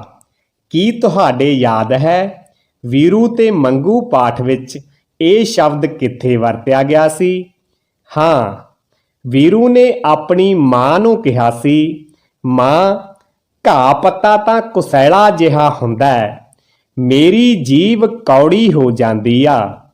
ਆਓ ਆਪਾਂ ਇਸ ਸ਼ਬਦ ਤੋਂ ਹੋਰ ਵਾਕ ਬਣਾਉਂਦੇ ਹਾਂ। ਕੁਸੈਲਾ ਸ਼ਬਦ ਲਈ ਪਹਿਲਾ ਵਾਕ ਹੈ, ਨਿੰਮ ਦਾ ਪੱਤਾ ਕੁਸੈਲਾ ਹੁੰਦਾ ਹੈ। ਦੂਸਰਾ ਵਾਕ, ਇਹ ਖੀਰਾ ਕੁਸੈਲਾ ਹੈ। ਸਾਡਾ ਦੂਸਰਾ ਸ਼ਬਦ ਹੈ ਹਿੰਮਤ। ਹਿੰਮਤ ਦਾ ਅਰਥ ਹੁੰਦਾ ਹੈ ਹੌਸਲਾ। ਵਿਦਿਆਰਥੀਓ, ਕੀ ਤੁਹਾਡੇ ਧਿਆਨ 'ਚ ਹੈ ਇਹ ਸ਼ਬਦ ਇਸ ਪਾਠ ਵਿੱਚ ਕਿੱਥੇ ਆਇਆ ਸੀ? ਹਾਂ, ਵੀਰੂ ਮੇਮਣੇ ਨੇ ਮੰਗੂ ਨੂੰ ਕਿਹਾ ਸੀ, ਮਾਂ ਦਾ ਦੁੱਧ ਪੀਣ ਲਈ ਤੂੰ ਵੀ ਹਿੰਮਤ ਕਰ ਲੈ। ਆਓ ਆਪਾਂ ਇਸ ਸ਼ਬਦ ਤੋਂ ਹੋਰ ਵਾਕ ਬਣਾਉਂਦੇ ਹਾਂ। ਹਿੰਮਤ ਸ਼ਬਦ ਲਈ ਪਹਿਲਾ ਵਾਕ ਹੈ, ਸਾਨੂੰ ਹਿੰਮਤ ਤੋਂ ਕੰਮ ਲੈਣਾ ਚਾਹੀਦਾ ਹੈ। ਦੂਸਰਾ ਵਾਕ, ਹਰਮਨ ਨੇ ਹਿੰਮਤ ਕਰਕੇ ਮੁਕਾਬਲਾ ਜਿੱਤ ਲਿਆ। ਸਾਡਾ ਤੀਸਰਾ ਸ਼ਬਦ ਹੈ ਗੁਜ਼ਾਰਾ। ਇਸ ਸ਼ਬਦ ਦਾ ਅਰਥ ਹੁੰਦਾ ਹੈ ਨਿਰਵਾਹ ਕਰਨਾ। ਕੀ ਤੁਹਾਡੇ ਯਾਦ ਹੈ ਇਸ ਪਾਠ ਵਿੱਚ ਇਹ ਸ਼ਬਦ ਕਿੱਥੇ ਵਰਤਿਆ ਗਿਆ ਸੀ? ਹਾਂ, ਤੁਸੀਂ ਸਹੀ ਦੱਸਿਆ। ਮੰਗੂ ਨੇ ਵੀਰੂ ਨੂੰ ਕਿਹਾ ਸੀ, ਭਲਾ ਵੀਰੂ, ਆਪਾਂ ਤਾਂ ਘਾਹ ਪੱਤਾ ਖਾ ਕੇ ਗੁਜ਼ਾਰਾ ਕਰ ਲਵਾਂਗੇ, ਬੰਦੇ ਕੀ ਖਾਣਗੇ। ਆਓ ਆਪਾਂ ਇਸ ਸ਼ਬਦ ਤੋਂ ਹੋਰ ਵਾਕ ਬਣਾਉਂਦੇ ਹਾਂ। ਗੁਜ਼ਾਰਾ ਸ਼ਬਦ ਲਈ ਪਹਿਲਾ ਵਾਕ ਹੈ, ਮਿਹਨਤ ਨਾਲ ਹੀ ਗੁਜ਼ਾਰਾ ਹੁੰਦਾ ਹੈ। ਦੂਸਰਾ ਵਾਕ, ਗੁਰਸ਼ਾਨ ਦਾ ਗੁਜ਼ਾਰਾ ਵਧੀਆ ਚੱਲ ਰਿਹਾ ਹੈ। ਸਾਡਾ ਚੌਥਾ ਸ਼ਬਦ ਹੈ ਬੰਜਰ। ਬੰਜਰ ਦਾ ਅਰਥ ਹੁੰਦਾ ਹੈ ਅਣਉਪਜਾਊ ਧਰਤੀ ਜਾਂ ਉਹ ਜ਼ਮੀਨ ਜੋ ਉਪਜਾਊ ਨਾ ਹੋਵੇ। ਯਾਦ ਕਰੋ ਵਿਦਿਆਰਥੀਓ, ਇਹ ਸ਼ਬਦ ਪਾਠ ਵਿੱਚ ਕਿੱਥੇ ਆਇਆ ਸੀ? ਹਾਂ, ਵੀਰੂ ਨੇ ਕਿਹਾ ਸੀ, ਜੇ ਮੀਂਹ ਪੈਣੋਂ ਹਟ ਜਾਣਗੇ ਧਰਤੀ ਬੰਜਰ ਹੋ ਜਾਊ। ਆਓ ਆਪਾਂ ਇਸ ਸ਼ਬਦ ਤੋਂ ਹੋਰ ਵਾਕ ਬਣਾਉਂਦੇ ਹਾਂ। ਬੰਜਰ ਸ਼ਬਦ ਲਈ ਪਹਿਲਾ ਵਾਕ ਹੈ, ਮਨੁੱਖ ਨੇ ਧਰਤੀ ਨੂੰ ਬੰਜਰ ਬਣਾ ਦਿੱਤਾ ਹੈ। ਦੂਸਰਾ ਵਾਕ, ਬੰਜਰ ਜ਼ਮੀਨ ਦੀ ਕੀਮਤ ਘੱਟ ਹੁੰਦੀ ਹੈ। ਸਾਡਾ ਪੰਜਵਾਂ ਸ਼ਬਦ ਹੈ ਆਲੇ ਦੁਆਲੇ। ਆਲੇ ਦੁਆਲੇ ਦਾ ਅਰਥ ਹੁੰਦਾ ਹੈ ਚਾਰ ਚੁਫੇਰੇ। ਕੀ ਤੁਹਾਡੇ ਧਿਆਨ 'ਚ ਹੈ ਪਾਠ ਵਿੱਚ ਇਹ ਸ਼ਬਦ ਕਿੱਥੇ ਵਰਤਿਆ ਗਿਆ ਸੀ? ਹਾਂ, ਇਸ ਪਾਠ ਵਿੱਚ ਇੱਕ ਵਾਕ ਆਇਆ ਸੀ। ਉਹ ਵਾਕ ਸੀ, ਸਾਰੇ ਮੇਮਣੇ ਵੀਰੂ ਦੇ ਆਲੇ ਦੁਆਲੇ ਇਕੱਠੇ ਹੋ ਗਏ। ਆਓ ਆਪਾਂ ਇਸ ਸ਼ਬਦ ਤੋਂ ਹੋਰ ਵਾਕ ਬਣਾਉਂਦੇ ਹਾਂ। ਆਲੇ ਦੁਆਲੇ ਸ਼ਬਦ ਲਈ ਪਹਿਲਾ ਵਾਕ ਹੈ, ਸਕੂਲ ਦੇ ਆਲੇ ਦੁਆਲੇ ਪਾਰਕ ਹਨ। ਦੂਸਰਾ ਵਾਕ, ਸਾਡੇ ਆਲੇ ਦੁਆਲੇ ਰੌਣਕ ਸੀ। ਪਿਆਰੇ ਵਿਦਿਆਰਥੀਓ, ਹੁਣ ਵੇਲਾ ਹੈ ਘਰ ਦੇ ਕੰਮ ਦਾ। ਮੈਂ ਤੁਹਾਨੂੰ ਇਸ ਪਾਠ ਵਿੱਚੋਂ ਕੁਝ ਸ਼ਬਦ ਦੇਵਾਂਗਾ ਜਿਨ੍ਹਾਂ ਤੋਂ ਤੁਸੀਂ ਵਾਕ ਬਣਾਉਣੇ ਹਨ। ਕਾਪੀ ਪੈਨ ਚੁੱਕ ਲਵੋ ਅਤੇ ਲਿਖਣ ਲਈ ਤਿਆਰ ਹੋ ਜਾਓ। ਸੋ ਪਹਿਲਾ ਸ਼ਬਦ ਹੈ ਘਾਹ ਪੱਤਾ। ਦੂਸਰਾ ਸ਼ਬਦ ਹੈ ਆਜੜੀ। ਤੀਸਰਾ ਸ਼ਬਦ ਹੈ ਦੋਸਤ। ਚੌਥਾ ਸ਼ਬਦ ਹੈ ਬੇਰੀ। ਪੰਜਵਾਂ ਸ਼ਬਦ ਹੈ ਧਰਤੀ। ਤੁਹਾਡਾ ਸਾਰਿਆਂ ਦਾ ਬਹੁਤ ਧੰਨਵਾਦ। ਸਤਿ ਸ਼੍ਰੀ ਅਕਾਲ ਪਿਆਰੇ ਬੱਚਿਓ। ਅੱਜ ਅਸੀਂ ਕਿਸੇ ਸੰਖਿਆ ਨੂੰ ਵੱਖ-ਵੱਖ ਤਰੀਕਿਆਂ ਨਾਲ ਸਮਝਣਾ, ਪੜ੍ਹਨਾ ਤੇ ਲਿਖਣਾ ਸਿੱਖਾਂਗੇ। ਤਾਂ ਦੱਸੋ ਮੈਨੂੰ, ਮਨਦੀਪ ਕੋਲੇ ਕਿੰਨੇ ਰੁਪਏ ਸੀ? ਹਾਂਜੀ ਦੱਸੋ। Very good, 375। ਤਾਂ ਬੱਚਿਓ, ਅੱਜ ਅਸੀਂ ਇਹਦੇ ਵੱਖ-ਵੱਖ ਰੂਪਾਂ ਬਾਰੇ ਜਾਣਕਾਰੀ ਪ੍ਰਾਪਤ ਕਰਾਂਗੇ। ਤਾਂ ਚਲੋ ਦੇਖਦੇ ਹਾਂ, ਅਸੀਂ ਇਹਨਾਂ ਨੂੰ ਵੱਖ-ਵੱਖ ਕਰਕੇ ਵੇਖਦੇ ਹਾਂ। ਹਾਂਜੀ ਦੱਸੋ, ਇਹ ਕਿੰਨੇ ਰੁਪਏ ਹਨ? 300। ਤੇ ਇਹ 300 ਤੋਂ ਕਿੰਨੇ ਰੁਪਏ ਵੱਧ ਹਨ? 75। ਤੇ ਜੀ ਇਸ ਨੂੰ ਅਸੀਂ ਲਿਖਾਂਗੇ 300 ਜੋੜ 75। ਹੁਣ ਕੀ ਕਰਾਂਗੇ ਅਸੀਂ? 300 ਦੇ ਵਿੱਚ 70 ਰੁਪਏ ਹੋਰ ਜੋੜ ਦਾਂਗੇ। ਕਿੰਨੇ ਰੁਪਏ ਬਣ ਗਏ ਇਹ? 370। ਤਾਂ ਹੁਣ ਹੋਰ ਮੇਰੇ ਕੋਲ ਕਿੰਨੇ ਰੁਪਏ ਰਹਿ ਗਏ? 5। ਤਾਂ ਇਸ ਨੂੰ ਰਾਜੇ ਅਸੀਂ ਕਿਸ ਤਰ੍ਹਾਂ ਲਿਖਾਂਗੇ? ਇਸ ਤਰ੍ਹਾਂ 370 ਜੋੜ 5 ਤੇ ਕਿੰਨੇ ਹੋ ਗਏ? 375। ਅਸੀਂ ਇਸ ਨੂੰ ਹੋਰ ਵੀ ਬਦਲ ਕੇ ਲਿਖ ਸਕਦੇ ਹਾਂ। ਤਾਂ ਦੇਖੋ, ਪਹਿਲਾਂ 100, 200, 300, 370 ਤੇ 5, 375। ਤੇ ਇਸ ਨੂੰ ਅਸੀਂ ਹੋਰ ਕਿਸ ਰੂਪ ਵਿੱਚ ਲਿਖਾਂਗੇ?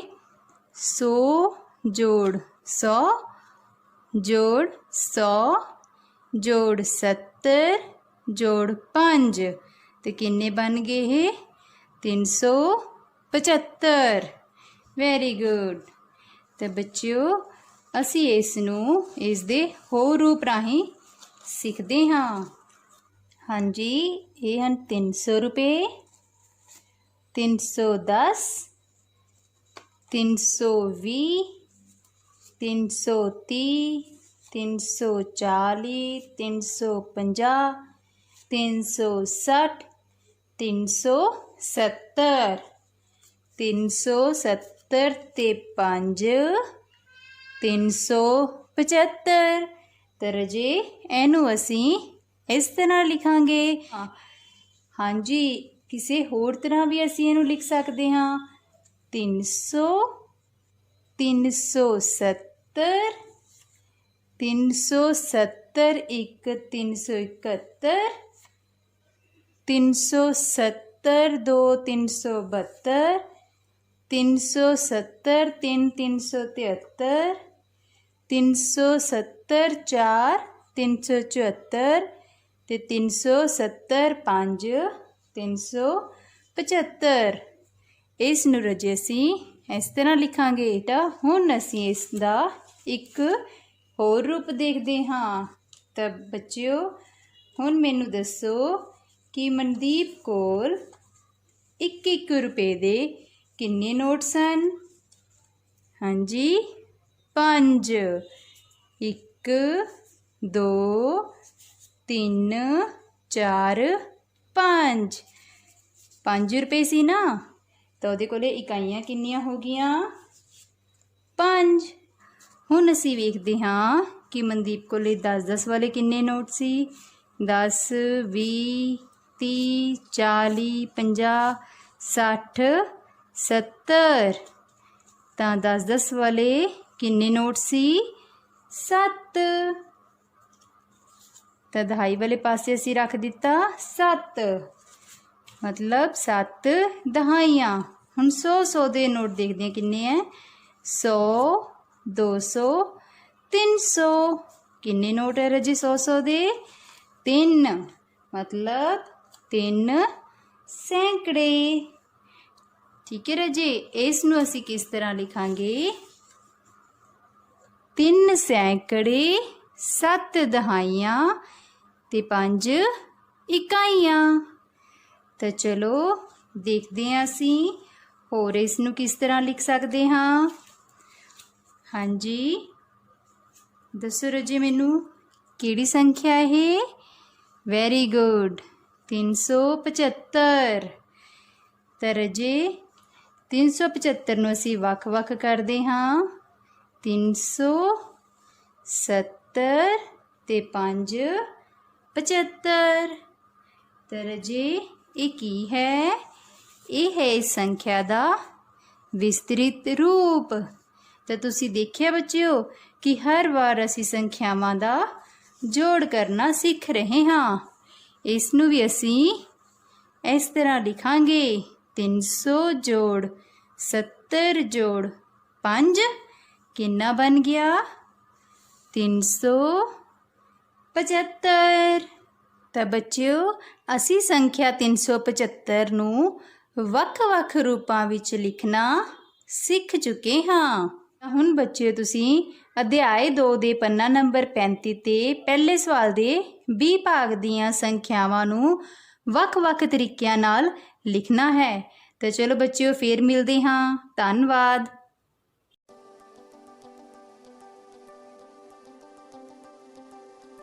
Dear students, you already know about the months of the year, right? Now let's see how much have you learned.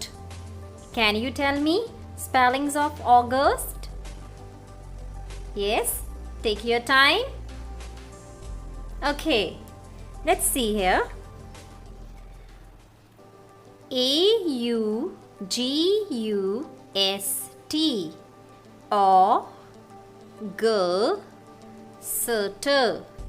August. Okay, August, right? Now what about November? Look here.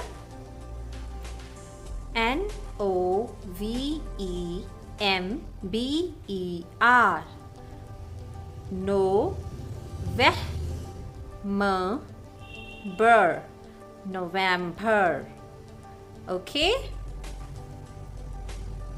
What about April?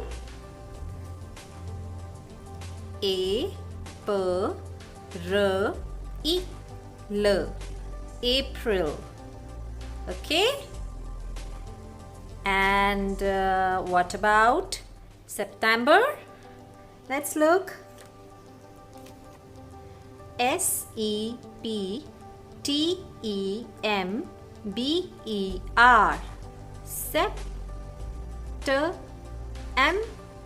September. September. Okay. Now students, tell me which is the first month of the year? Yes, January. January is the first month of the year. And which is the last month of the year? Yes, December is the last month of the year. Do you know which is the 5th month of the year? Here it is. Yes, May is the 5th month of the year. And which is the 11th month of the year? November. November is the 11th month of the year. Right? Now students, tell me, which month comes after April? Yes. Which month comes after April? It's May. May comes after April. And tell me, which month comes before November? Which month comes before November? Yes, it's October. October comes before November. Right? Now, tell me, which month comes in between January and March? Yes, look here. Which month comes between January and March? It's February. February comes between January and March. Right? Students, let's fill in the blanks. Okay? These are the 4 options given to you, and you have to choose the correct option for each blank. Okay? Let's start. Students, let's read it. There are dash months in a year. It's very easy. Tell me, how many months are there in a year? Look at the options. Yes, 12. There are 12 months in a year. So, we will write 12 in the blank. Okay? Now, here comes second sentence. Let's read it. Dash has 28 or 29 days. Students, tell me, which month has 28 or 29 days? Look at the options. Yes, it's February. February has 28 or 29 days. So, we will write February in the blank. Okay? Now, let's read third sentence. Which month is it now? Yes? Students, tell me, which month is going on? Look at the options. Yes, it's June. Right? So, we will write down June in the blank. Which month is it now? It's June. Okay? Now, here comes fourth sentence. Now, let's read it. 5th month of the year is dash.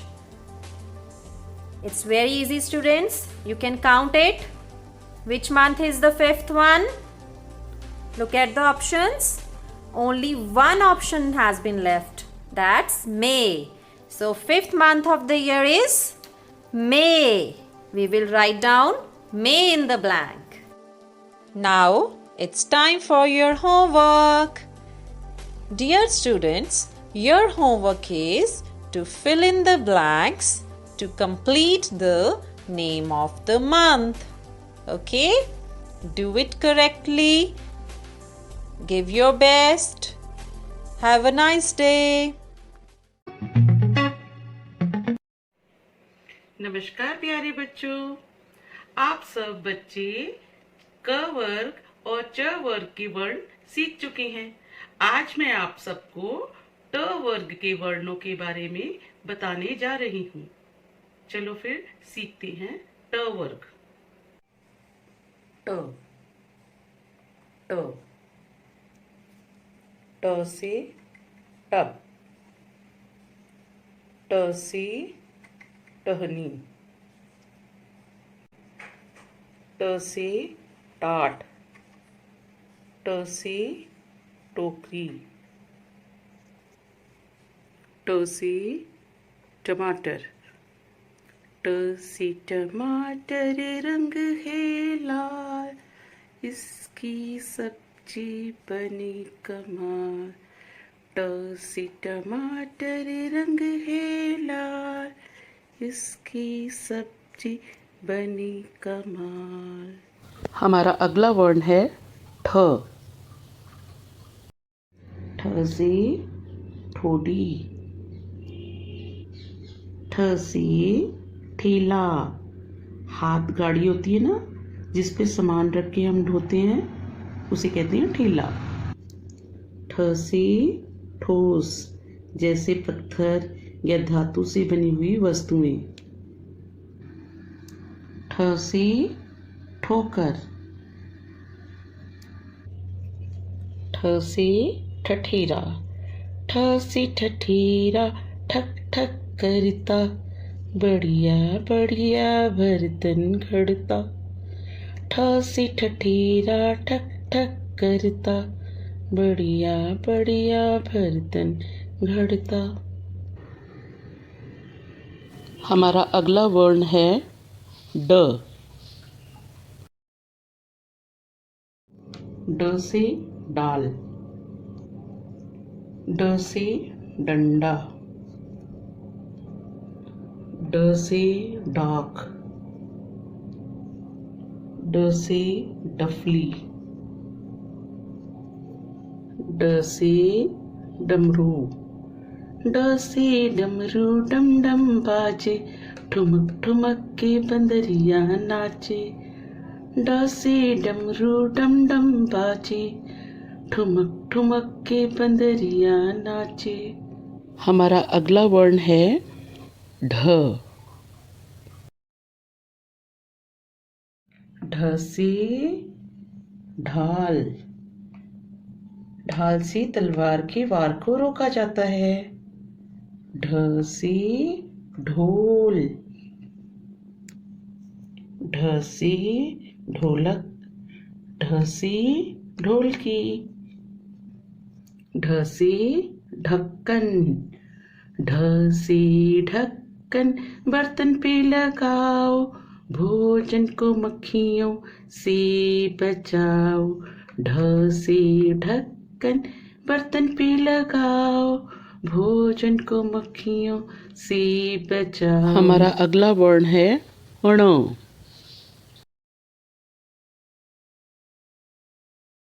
ण। ण से कोई भी अक्षर शुरू नहीं होता। ण खाली। ण खाली।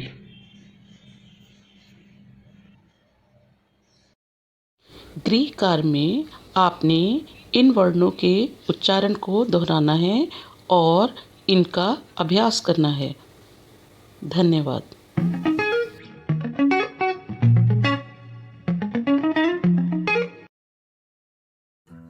स्वागत है बच्चों स्वागत जिंदगी विच।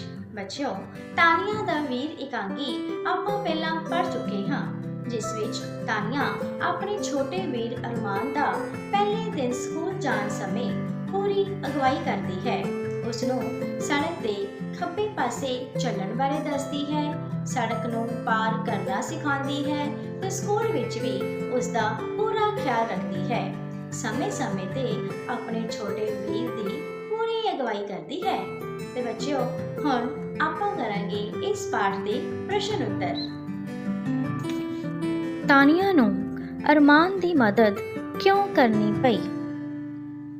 ਤਾਨੀਆ ਨੂੰ ਅਰਮਾਨ ਦੀ ਮਦਦ ਇਸ ਲਈ ਕਰਨੀ ਪਈ ਕਿਉਂਕਿ ਉਸ ਦੇ ਭਰਾ ਅਰਮਾਨ ਦਾ ਦਾਖਲਾ ਪਹਿਲੀ ਜਮਾਤ ਵਿੱਚ ਹੋਇਆ ਸੀ ਅਤੇ ਸਕੂਲ ਵਿੱਚ ਪਹਿਲਾ ਦਿਨ ਹੋਣ ਕਾਰਨ ਉਹ ਆਪਣੇ ਭਰਾ ਨੂੰ ਸਕੂਲ ਲੈ ਕੇ ਜਾ ਰਹੀ ਸੀ। ਦੂਸਰਾ ਪ੍ਰਸ਼ਨ, ਤਾਨੀਆ ਨੇ ਅਰਮਾਨ ਨੂੰ ਖੱਬੇ ਪਾਸੇ ਚੱਲਣ ਲਈ ਕੀ ਉਦਾਹਰਣ ਦਿੱਤੀ? ਤਾਨੀਆ ਨੇ ਅਰਮਾਨ ਨੂੰ ਖੱਬੇ ਪਾਸੇ ਚੱਲਣ ਲਈ ਉਸ ਦੀ ਸ਼ਰਟ ਦੀ ਉਦਾਹਰਣ ਦਿੱਤੀ ਤੇ ਸਮਝਾਇਆ ਕਿ ਜਿਸ ਤਰ੍ਹਾਂ ਤੇਰੀ ਸ਼ਰਟ ਦੇ ਖੱਬੇ ਪਾਸੇ ਜੇਬ ਲੱਗੀ ਹੈ, ਉਸੇ ਤਰ੍ਹਾਂ ਸੜਕ ਤੇ ਖੱਬੇ ਪਾਸੇ ਹੀ ਤੁਰਨਾ ਚਾਹੀਦਾ ਹੈ। ਤੀਸਰਾ ਪ੍ਰਸ਼ਨ, ਸੜਕ ਪਾਰ ਕਰਨ ਤੋਂ ਪਹਿਲਾਂ ਕੀ ਕਰਨਾ ਚਾਹੀਦਾ ਹੈ? ਸੜਕ ਪਾਰ ਕਰਨ ਤੋਂ ਪਹਿਲਾਂ ਸਾਨੂੰ ਸੱਜੇ ਪਾਸੇ ਦੇਖਣਾ ਚਾਹੀਦਾ ਹੈ, ਫਿਰ ਖੱਬੇ ਪਾਸੇ ਦੇਖਣਾ ਚਾਹੀਦਾ ਹੈ ਤੇ ਜਦੋਂ ਸੜਕ ਖਾਲੀ ਹੋਵੇ ਉਦੋਂ ਹੀ ਸੜਕ ਪਾਰ ਕਰਨੀ ਚਾਹੀਦੀ ਹੈ। ਚੌਥਾ ਪ੍ਰਸ਼ਨ, ਸਕੂਲ ਵਿੱਚ ਪ੍ਰਵੇਸ਼ ਕਰਨ ਤੋਂ ਪਹਿਲਾਂ ਤਾਨੀਆ ਨੇ ਅਰਮਾਨ ਨੂੰ ਕੀ ਕਿਹਾ ਸੀ? ਸਕੂਲ ਵਿੱਚ ਪ੍ਰਵੇਸ਼ ਕਰਨ ਤੋਂ ਪਹਿਲਾਂ ਤਾਨੀਆ ਨੇ ਅਰਮਾਨ ਨੂੰ ਕਿਹਾ ਕਿ ਸਕੂਲ ਦੇ ਅੰਦਰ ਜਾਣ ਲੱਗਿਆਂ ਸਕੂਲ ਨੂੰ ਸਿਰ ਝੁਕਾ ਕੇ ਹੱਥ ਜੋੜ ਕੇ ਸਤਿਕਾਰ ਦੇਣਾ ਹੈ। ਬੱਚਿਓ, ਇਸ ਪਾਠ ਦੇ ਪ੍ਰਸ਼ਨ ਉੱਤਰ ਤੁਸੀਂ ਆਪਣੀ ਕਾਪੀਆਂ ਤੇ ਲਿਖਣੇ ਹਨ ਤੇ ਨਾਲ ਹੀ ਜੇ ਤੁਸੀਂ ਵੀ ਕਦੀ ਕਿਸੇ ਦੀ ਅਗਵਾਈ ਕੀਤੀ ਹੈ ਤਾਂ ਇਸ ਸੰਬੰਧ ਦੇ ਵਿਚਾਰ ਆਪਣੇ ਪਰਿਵਾਰਕ ਮੈਂਬਰਾਂ ਨਾਲ ਸਾਂਝੇ ਕਰਨੇ ਹਨ ਤੇ ਨਾਲ ਹੀ ਆਪਣੀ ਕਾਪੀ ਤੇ ਵੀ ਜ਼ਰੂਰ ਲਿਖਣੇ ਹਨ। ਪਿਆਰੇ ਬੱਚਿਓ, ਜਦੋਂ ਅਸੀਂ ਕੋਈ ਕਹਾਣੀ ਪੜ੍ਹਦੇ ਹਾਂ ਤਾਂ ਇਸ ਵਿੱਚ ਕੁਝ ਪਾਤਰ ਹੁੰਦੇ ਹਨ ਜੋ ਆਪਸ ਵਿੱਚ ਵਾਰਤਾਲਾਪ ਜਾਂ ਗੱਲਬਾਤ ਕਰਦੇ ਹਨ, ਜਿਨ੍ਹਾਂ ਨੂੰ ਕਹਾਣੀ ਵਿੱਚ ਦੋਹਰੇ ਪੁੱਠੇ ਕਾਮਿਆਂ ਵਿੱਚ ਲਿਖਿਆ ਹੁੰਦਾ ਹੈ। ਕਹਾਣੀ ਦੀ ਪੂਰੀ ਸਮਝ ਲਈ ਸਾਨੂੰ ਇਹਨਾਂ ਨੂੰ ਯਾਦ ਰੱਖਣਾ ਜ਼ਰੂਰੀ ਹੁੰਦਾ ਹੈ ਕਿ ਕਿਹੜੀ ਗੱਲ ਕਿਸ ਨੇ ਕਿਸ ਨੂੰ ਕਹੀ ਹੈ। ਤੇ ਅੱਜ ਅਸੀਂ ਆਪਣੀ ਪੜ੍ਹੀ ਹੋਈ ਕਹਾਣੀ ਸਿਆਣੀ ਗੱਲ ਵਿੱਚੋਂ ਅਭਿਆਸ ਲਈ ਇਹ ਵਾਕ ਕਿਸ ਨੇ ਕਿਸ ਨੂੰ ਕਹੇ ਕਰਦੇ ਹਾਂ। ਪਾਠ 5 ਸਿਆਣੀ ਗੱਲ, ਜਮਾਤ 5ਵੀਂ, ਪੰਨਾ ਨੰਬਰ 31, ਭਾਗ ਈੜੀ। ਹੇਠ ਲਿਖੇ ਵਾਕ ਕਿਸ ਨੇ ਕਿਸ ਨੂੰ ਕਹੇ। ਤੇ ਚਲੋ ਅੱਜ ਅਸੀਂ ਕਰਦੇ ਹਾਂ। ਸਾਡਾ ਪਹਿਲਾ ਵਾਕ ਹੈ, ਛੱਡ ਯਾਰ ਪੜ੍ਹਾਈ ਨੂੰ, ਮੇਰਾ ਚਾਚਾ ਕਹਿੰਦਾ ਏ ਕੁਝ ਨਹੀਂ ਰੱਖਿਆ ਪੜ੍ਹਾਈਆਂ ਵਿੱਚ। ਮੈਨੂੰ ਚਾਚੇ ਨੇ ਸ਼ਹਿਰ ਵਿੱਚ ਸਕੂਟਰਾਂ ਵਾਲੀ ਦੁਕਾਨ ਉੱਤੇ ਲਾ ਦਿੱਤਾ ਹੈ। ਤੇ ਤੁਹਾਨੂੰ ਯਾਦ ਹੋਵੇਗਾ ਕਿ ਇਹ ਵਾਕ ਕਿਸ ਨੇ ਕਿਸ ਨੂੰ ਕਿਹਾ ਸੀ। ਤੇ ਚਲੋ ਦੇਖਦੇ ਹਾਂ। ਬਿਲਕੁਲ ਠੀਕ, ਇਹ ਵਾਕ ਕੁੰਦਨ ਲਾਲ ਨੇ ਆਪਣੇ ਦੋਸਤ ਰਜਿੰਦਰ ਨੂੰ ਕਿਹਾ ਜਦੋਂ ਉਸਨੇ ਕੁੰਦਨ ਲਾਲ ਨੂੰ ਸਕੂਲ ਨਾ ਆਉਣ ਦਾ ਕਾਰਨ ਪੁੱਛਿਆ।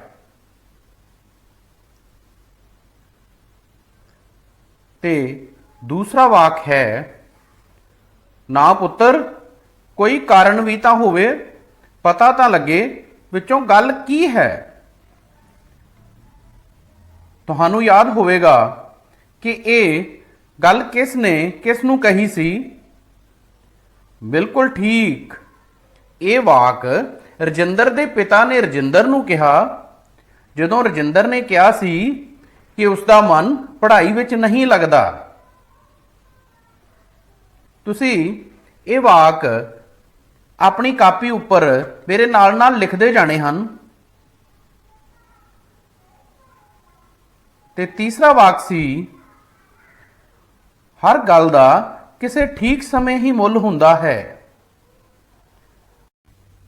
ਹਾਂ ਤੇ ਬੱਚਿਓ, ਬਿਲਕੁਲ ਠੀਕ, ਇਹ ਵਾਕ ਰਜਿੰਦਰ ਨੇ ਕੁੰਦਨ ਲਾਲ ਨੂੰ ਕਿਹਾ ਜਦੋਂ ਕੁੰਦਨ ਲਾਲ ਨੇ ਰਜਿੰਦਰ ਨੂੰ ਬਚਪਨ ਦੀ ਯਾਦ ਆਈ ਗੱਲ ਦੱਸਣ ਲਈ ਕਿਹਾ ਸੀ। ਤੇ ਉਦੋਂ ਰਜਿੰਦਰ ਨੇ ਕੁੰਦਨ ਨੂੰ ਕਿਹਾ ਸੀ, ਹਰ ਗੱਲ ਦਾ ਕਿਸੇ ਠੀਕ ਸਮੇਂ ਹੀ ਮੁੱਲ ਹੁੰਦਾ ਹੈ। ਤੇ ਬੱਚਿਓ, ਅੱਜ ਅਸੀਂ ਭਾਗ ਈੜੀ ਦਾ ਇਹ ਵਾਕ ਕਿਸ ਨੇ ਕਿਸ ਨੂੰ ਕਹੇ, ਇਹ 3 ਵਾਕ ਕੀਤੇ ਹਨ। ਘਰ ਦਾ ਕੰਮ, ਹੇਠ ਲਿਖੇ ਵਾਕ ਕਿਸ ਨੇ ਕਿਸ ਨੂੰ ਕਹੇ ਇਹ ਕਰੋਗੇ। ਲੈ, ਇਹਦੇ ਵਿੱਚ ਡਰਨ ਵਾਲੀ ਕਿਹੜੀ ਗੱਲ ਹੈ, ਮੈਂ ਤਾਂ ਇੱਕ ਦਿਨ ਵਿੱਚ ਹੀ ਸਿੱਖ ਲਿਆ ਸੀ। ਇਹ ਵਾਕ ਕਿਸ ਨੇ ਕਿਸ ਨੂੰ ਕਿਹਾ ਸੀ, ਤੁਸੀਂ ਇਸ ਦਾ ਉੱਤਰ ਲਿਖਣਾ ਹੈ। ਤੇ ਦੂਸਰਾ ਵਾਕ ਹੈ, ਪੁੱਤਰ ਰਜਿੰਦਰ, ਕੀ ਗੱਲ ਬੜਾ ਉਖੜਿਆ ਉਖੜਿਆ ਤੇ ਬੇਚੈਨ ਜਿਹਾ ਲੱਗਦਾ ਤੂੰ। ਇਹ ਗੱਲ ਕਿਸ ਨੇ ਕਿਸ ਨੂੰ ਕਹੀ ਸੀ। ਮੈਨੂੰ ਪਤਾ ਤੁਸੀਂ ਕਹਾਣੀ ਪੜ੍ਹੀ ਹੈ, ਤੁਹਾਨੂੰ ਯਾਦ ਹੋਵੇਗਾ। ਤੁਸੀਂ ਜ਼ਰੂਰ ਇਸ ਦਾ ਉੱਤਰ ਲਿਖ ਸਕਦੇ ਹੋ। ਤੇ ਤੀਸਰਾ ਵਾਕ ਹੈ ਪਿਤਾ ਜੀ ਬਸ ਮੈਂ ਇਸ ਤੋਂ ਹੋਰ ਅੱਗੇ ਨਹੀਂ ਪੜ੍ਹਨਾ। ਇਹ ਗੱਲ ਕਿਸ ਨੇ ਕਿਸ ਨੂੰ ਕਹੀ, ਇਸ ਦਾ ਉੱਤਰ ਤੁਸੀਂ ਆਪਣੀ ਕਾਪੀ ਉੱਪਰ ਲਿਖਣਾ ਹੈ। ਤੇ ਪਿਆਰੇ ਬੱਚਿਓ, ਅੱਜ ਦੀ ਆਨਲਾਈਨ ਕਲਾਸ ਵਿੱਚ ਅਸੀਂ ਹੇਠ ਲਿਖੇ ਵਾਕ ਕਿਸ ਨੇ ਕਿਸ ਨੂੰ ਕਹੇ ਇਹ ਕੀਤਾ ਹੈ। ਤੁਸੀਂ ਹੁਣ ਤੁਹਾਨੂੰ ਦਿੱਤੇ ਘਰ ਦੇ ਕੰਮ ਨੂੰ ਕਰਨਾ ਹੈ ਅਤੇ ਆਪਣੇ ਅਧਿਆਪਕ ਸਹਿਬਾਨ ਨੂੰ ਆਪਣੀ ਕਾਪੀ ਚੈੱਕ ਕਰਾਉਣੀ ਹੈ। ਧੰਨਵਾਦ। ਪਿਆਰੇ ਬੱਚਿਓ, ਜਮਾਤ 5ਵੀਂ ਵਿਸ਼ਾ ਗਣਿਤ ਵਿੱਚ ਅੱਜ ਆਪਾਂ ਵੱਖ-ਵੱਖ ਤਰੀਕੇ ਦੇ ਨਾਲ ਸੰਖਿਆਵਾਂ ਨੂੰ ਸਮਝਣਾ, ਪੜ੍ਹਨਾ ਅਤੇ ਲਿਖਣਾ ਸਿੱਖਾਂਗੇ ਅਤੇ ਇਸ ਦੀ ਮਦਦ ਦੇ ਨਾਲ ਜੋੜ ਬਾਰੇ ਜਾਣਕਾਰੀ ਹਾਸਲ ਕਰਾਂਗੇ। ਪਿਆਰੇ ਬੱਚਿਓ, ਹੁਣ ਤੱਕ ਆਪਾਂ ਅਮਨ ਦੀ ਬੈਂਕ ਕਾਪੀ ਦੀ ਮਦਦ ਦੇ ਨਾਲ ਜੋੜ ਅਤੇ ਘਟਾਓ ਬਾਰੇ ਜਾਣਕਾਰੀ ਹਾਸਲ ਕੀਤੀ ਹੈ। ਬੱਚਿਓ, ਤੁਹਾਨੂੰ ਯਾਦ ਹੈ ਅਮਨ ਨੇ ਜਦੋਂ ਆਪਣੀ ਗੋਲਕ ਦੇ ਵਿੱਚੋਂ ਆਪਣੀ ਭੈਣ ਨੂੰ ਰੁਪਏ ਦਿੱਤੇ ਸਨ ਤੇ ਫਿਰ ਅਗਲੇ ਦਿਨ ਉਸਨੇ ਆਪਣੀ ਭੈਣ ਨੂੰ ਰੁਪਏ ਦਿੱਤੇ ਤਾਂ ਉਸਦੇ ਕੋਲ ਅੰਤ ਵਿੱਚ ਕਿੰਨੇ ਰੁਪਏ ਬਚੇ ਸਨ? ਉਸਦੇ ਕੋਲ ਜਿਹੜੇ ਰੁਪਏ ਬਚੇ ਸਨ, ਅੱਜ ਆਪਾਂ ਉਸੇ ਸੰਖਿਆ ਨੂੰ ਵੱਖ-ਵੱਖ ਤਰੀਕੇ ਨਾਲ ਸਮਝਦੇ ਹੋਏ ਉਸਨੂੰ ਵੱਖ-ਵੱਖ ਤਰੀਕੇ ਨਾਲ ਪੜ੍ਹਨਾ ਅਤੇ ਲਿਖਣਾ ਸਿੱਖਾਂਗੇ। ਇਸੇ ਸੰਖਿਆ ਦੀ ਮਦਦ ਦੇ ਨਾਲ ਜੋੜ ਬਾਰੇ ਜਾਣਕਾਰੀ ਹਾਸਲ ਕਰਾਂਗੇ। 1000, 2000, 2100, 2200, 2300, 2310, 2320, 2330, 2331, 2332, 2333, 2334। ਅਮਨ ਕੋਲ ਕੱਲ 2334 ਰੁਪਏ ਸਨ। ਬੱਚਿਓ, 2000 ਤੋਂ ਕਿੰਨੇ ਰੁਪਏ ਵੱਧ? ਸ਼ਾਬਾਸ਼, 334 ਰੁਪਏ ਵੱਧ। 2000 ਤੋਂ 334 ਵੱਧ। 2000 ਜਮਾ 334 ਬਰਾਬਰ 2334। ਬੱਚਿਓ, ਇਸ ਤਰ੍ਹਾਂ ਵੀ ਕਹਿ ਸਕਦੇ ਹਾਂ 2334। 2000 ਵਿੱਚ 300 ਹੋਰ 34 ਹੋਰ। 2000 ਜਮਾ 300 ਜਮਾ 34 2334। ਅਸੀਂ ਇਸ ਨੂੰ ਇਸ ਤਰ੍ਹਾਂ ਵੀ ਕਹਿ ਸਕਦੇ ਹਾਂ 2330 ਤੇ 4। 2000 ਵਿੱਚ 300 ਹੋਰ 30 ਹੋਰ 4 ਹੋਰ। 2000 ਵਿੱਚ ਜੋੜੇ 300 2300। 2300 ਵਿੱਚ ਜੋੜੇ 30 2330। 2330 ਵਿੱਚ ਜੋੜੇ 4 2334। ਬੱਚਿਓ, ਹੁਣ ਆਪਾਂ 2334 ਨੂੰ ਸਥਾਨਕ ਮੁੱਲ ਸਾਰਣੀ ਤੇ ਰੱਖਣਾ ਸਿੱਖਾਂਗੇ। ਸਥਾਨਕ ਮੁੱਲ ਸਾਰਣੀ ਤੇ ਸਭ ਤੋਂ ਪਹਿਲਾਂ ਇਕਾਈਆਂ ਵਾਲੇ ਪਾਸਿਓਂ ਪਿੱਛੋਂ ਗਿਣਨਾ ਸ਼ੁਰੂ ਕਰਦੇ ਹਾਂ। ਸਾਡੇ ਕੋਲ ਇੱਥੇ 1 ਰੁਪਏ ਦੇ ਕਿੰਨੇ ਨੋਟ ਹਨ? ਸ਼ਾਬਾਸ਼, 4। ਇਹਦਾ ਮਤਲਬ ਸਾਡੇ ਕੋਲ 4 ਇਕਾਈਆਂ ਹਨ। 3 ਨੋਟ 10 ਰੁਪਏ ਦੇ ਭਾਵ 3 ਦਹਾਈਆਂ ਹਨ। 3 ਨੋਟ 100 ਰੁਪਏ ਦੇ ਭਾਵ 3 ਸੈਂਕੜੇ ਅਤੇ 2 ਨੋਟ 1000 ਦੇ 2000। 2000 300 30 4 34। 2334। ਪਿਆਰੇ ਬੱਚਿਓ, ਹੁਣ ਆਪਾਂ ਮਾਨ ਕਾਰਡ ਦੇ ਰਾਹੀਂ 2334 ਸੰਖਿਆ ਨੂੰ ਸਮਝਦੇ ਹਾਂ। 2334 ਨੂੰ ਮਾਨ ਕਾਰਡ ਰਾਹੀਂ ਹੁਣ ਖੋਲ ਕੇ ਦੇਖਦੇ ਹਾਂ। 4 ਇਕਾਈਆਂ 30 ਭਾਵ 3 ਦਹਾਈਆਂ 300 ਭਾਵ 3 ਸੈਂਕੜੇ 2000। 2000 ਵਿੱਚ 300 ਹੋਰ 30 ਹੋਰ 4 ਹੋਰ। 2000 ਵਿੱਚ ਜੋੜੇ 300 2300। 2300 ਵਿੱਚ ਜੋੜੇ 30 ਕਿੰਨੇ ਬਣ ਗਏ? 2330। 2330 ਵਿੱਚ ਜੋੜੇ 4 2334। ਹੁਣ ਅਸੀਂ ਇਸ ਨੂੰ ਦੁਬਾਰਾ ਦੇਖਦੇ ਹਾਂ। 2330 4 34। 2330 30 ਤੇ 4 34 2334 2334 है ना बच्चों। देखो बच्चों ਆਪਾਂ ਦੇਖਿਆ ਨਾ ਕਿ ਕੋਈ ਵੀ ਸੰਖਿਆ ਜਿਹੜੀ ਹੈ ਉਸ ਦਾ ਮੁੱਲ ਉਸ ਦੇ ਅੰਦਰ ਹੀ ਲੁਕਿਆ ਹੁੰਦਾ ਹੈ। ਤੁਸੀਂ ਸਾਰਿਆਂ ਨੇ ਅਧਿਆਇ 1 ਵਿੱਚ ਵੀ ਇਹ ਸਾਰਾ ਕੰਮ ਕੀਤਾ ਹੈ ਕਿ ਕੋਈ ਵੀ ਸੰਖਿਆ ਜਿਹੜੀ ਹੈ ਉਹਦੇ ਵਿੱਚ ਹੀ ਉਸ ਦਾ ਸਥਾਨਕ ਮੁੱਲ ਲੁਕਿਆ ਹੁੰਦਾ ਹੈ, ਉਹਦੇ ਵਿੱਚ ਹੀ ਉਸ ਦਾ ਵਿਸਤ੍ਰਿਤ ਰੂਪ ਵੀ ਲੁਕਿਆ ਹੁੰਦਾ ਹੈ ਨਾ। 2000 ਵਿੱਚ 300 ਜੋੜੇ, 30 ਜੋੜੇ ਤੇ 4 ਜੋੜੇ। ਇਹਦਾ ਮਤਲਬ ਕਿਸੇ ਵੀ ਸੰਖਿਆ ਦੇ ਅੰਦਰ ਉਹਦਾ ਜੋੜ ਵੀ ਲੁਕਿਆ ਹੁੰਦਾ ਹੈ। ਬੱਚਿਓ ਇਸ ਤਰ੍ਹਾਂ ਦੇਖੋ ਆਪਾਂ ਕਿਸੇ ਵੀ ਸੰਖਿਆ ਨੂੰ ਕਿੰਨੇ ਢੰਗਾਂ ਦੇ ਨਾਲ ਲਿਖ ਵੀ ਸਕਦੇ ਹਾਂ ਅਤੇ ਪੜ੍ਹ ਵੀ ਸਕਦੇ ਹਾਂ।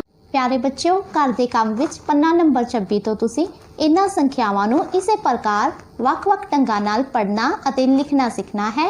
ਧੰਨਵਾਦ।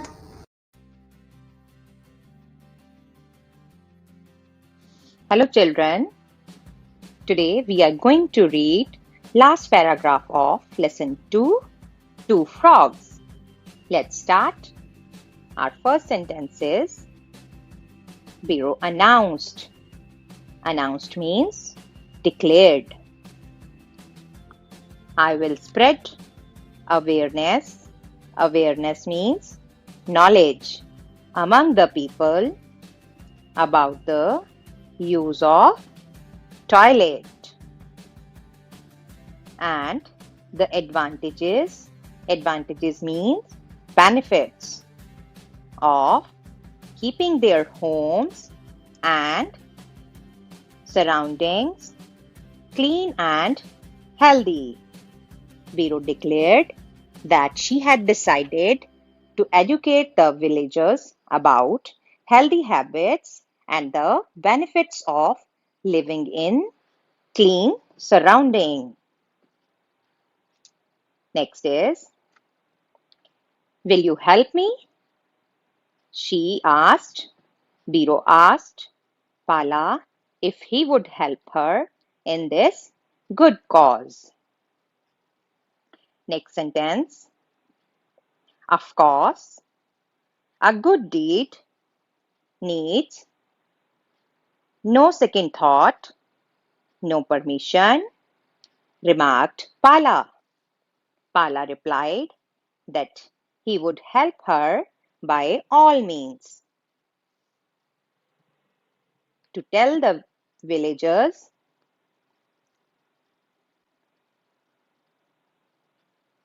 to keep their surroundings clean and stay healthy.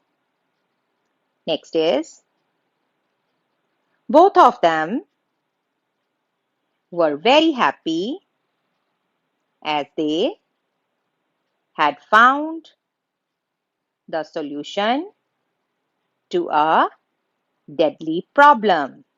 Now, both means Pala and Biro. Now, both Pala and Biro were happy as they knew how to deal with the problem of dirty surrounding. Now, let's read the whole paragraph once again. Biro announced, I will spread awareness among the people about the use of toilet and the advantages of keeping their homes and surroundings clean and healthy. Will you help me? Of course, a good deed needs no second thought, no permission, remarked Pala. Both of them were very happy as they had found the solution to a deadly problem. Now it's time for homework.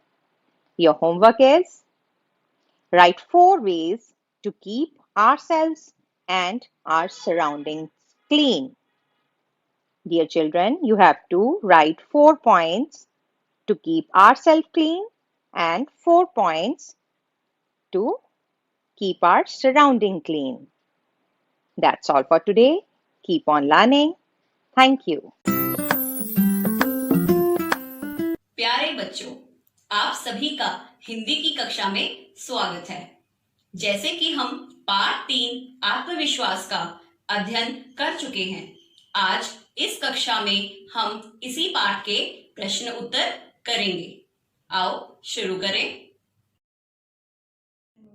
बच्चों, पहला प्रश्न है, वार्षिक परिणाम सुनकर एक विद्यार्थी खुश क्यों नहीं था? इसका उत्तर है क्योंकि उसका नाम पास विद्यार्थियों में नहीं बोला गया था। क्योंकि उसका नाम पास विद्यार्थियों में नहीं बोला गया था। प्रश्न 2, उस विद्यार्थी ने प्रिंसिपल से क्या कहा? इसका उत्तर है उस विद्यार्थी ने प्रिंसिपल से कहा कि मेरा नाम पास विद्यार्थियों में नहीं बोला गया। उस विद्यार्थी ने प्रिंसिपल से कहा कि मेरा नाम पास विद्यार्थियों में नहीं बोला गया। प्रश्न 3, प्रिंसिपल को अपनी गलती का अनुभव कब हुआ?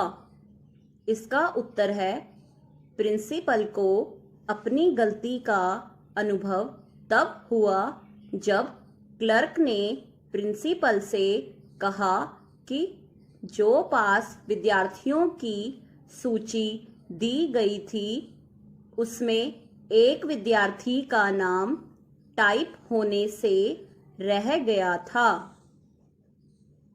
प्रिंसिपल को अपनी गलती का अनुभव तब हुआ जब क्लर्क ने प्रिंसिपल से कहा कि जो पास विद्यार्थियों की सूची दी गई थी उसमें एक विद्यार्थी का नाम टाइप होने से रह गया था।